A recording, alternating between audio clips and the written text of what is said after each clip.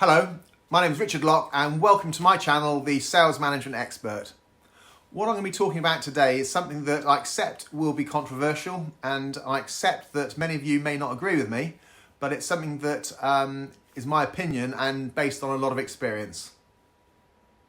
So I'm going to give you my opinion, and I stress this is just my opinion, but ordinarily good salespeople do not make good sales managers, and yet so many times I see this happening in the businesses I work. The best salesperson has been promoted to the sales manager and it hasn't worked out. Now, I accept there's exceptions to every rule, but there are fundamental reasons why normally it doesn't work. And this is mainly because the skills, and not just the skills, but also the competencies required to be a good sales manager are actually poles apart from the skills and competencies required to be a good salesperson. There's something called the Peter Principle, and I'll now read this out to you. So the Peter Principle states that a person who is competent at their job will earn a promotion to a position which requires different skills, and in a hierarchy, every employee tends to rise to their level of incompetence. So, in summary, what does that mean? So basically what it means is that in most organisations, people keep getting promoted and promoted because they're doing a good job and they get a promotion, and they still do a good job, they get a promotion, but they reach a ceiling and actually they get promoted to a point where it's a step too far. And once they take that step, they stop performing. This issue of being promoted to a level of incompetence is particularly true when it comes to top salespeople being promoted into sales management positions.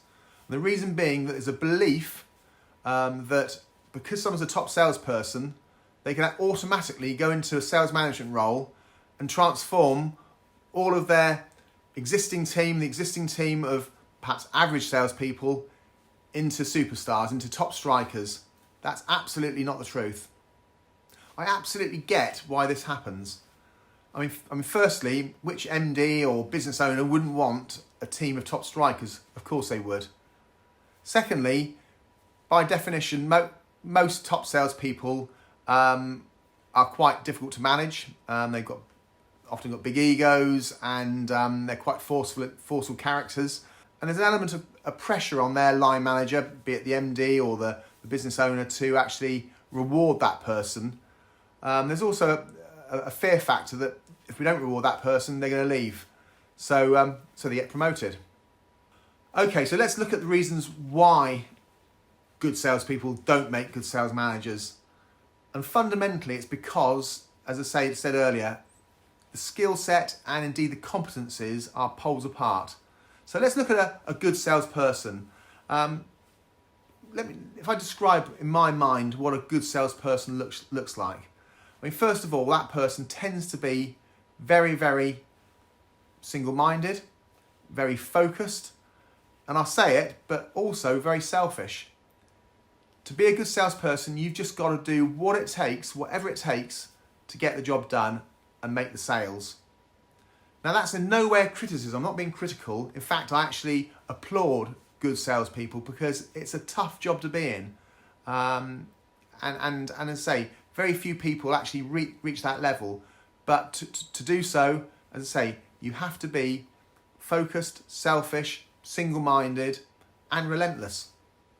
Not always, but great salespeople tend to work on their own. I'm not saying they're loners, but they tend to work better on their own.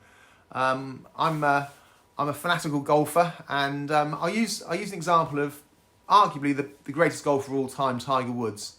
Tiger Woods, certainly in his prime, not so much now, but certainly in his prime, he was a loner. He worked on his own. He practiced on his own. He had very little to do with anybody else, and he was totally single-minded. He had an aura about him. It was really, really interesting that the only time I can remember, certainly his heydays, when he didn't perform was during the Ryder Cup. And for those of you that don't know what the Ryder Cup is, it's a team event, and Tiger Woods represented the USA.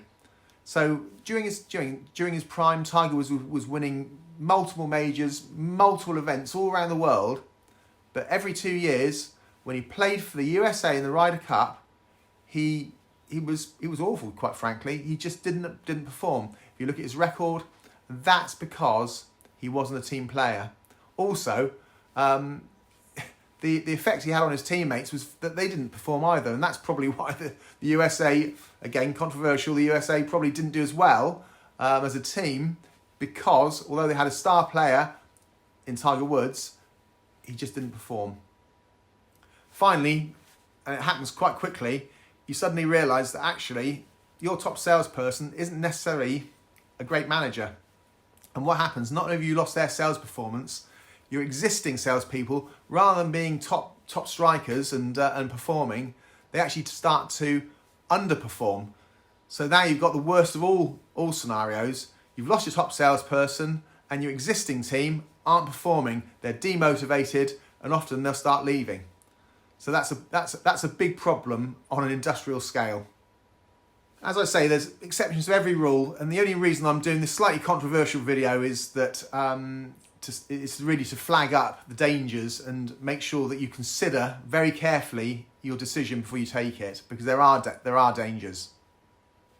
Okay, so we've now looked at the skills and competencies of a great salesperson, and we're now going to contrast those with the skills and competencies of a great sales manager, which we will be looking at in more detail in a later episode. But essentially, great sales managers have some very, very clear strengths in terms of people.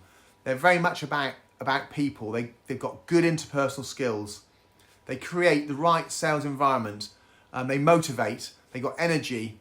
They are very much about team. Most sales managers would rather the individuals or the team took the plaudits, took the recognition, than themselves. Yeah, they do provide the support, but equally, a good sales manager will create the environment where there's sufficient high challenge. So high support, high challenge is really, really important. Giving the team clear direction, objectives, targets, knowing that they can. It's a safe environment. Being patient, being understanding, but equally requiring and demanding results. It's a real skill. It's a real balance.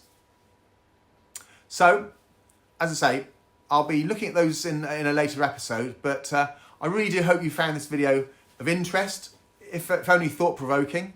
And please put your comments below. And I look forward to seeing you in the next episode. So, thank you for watching.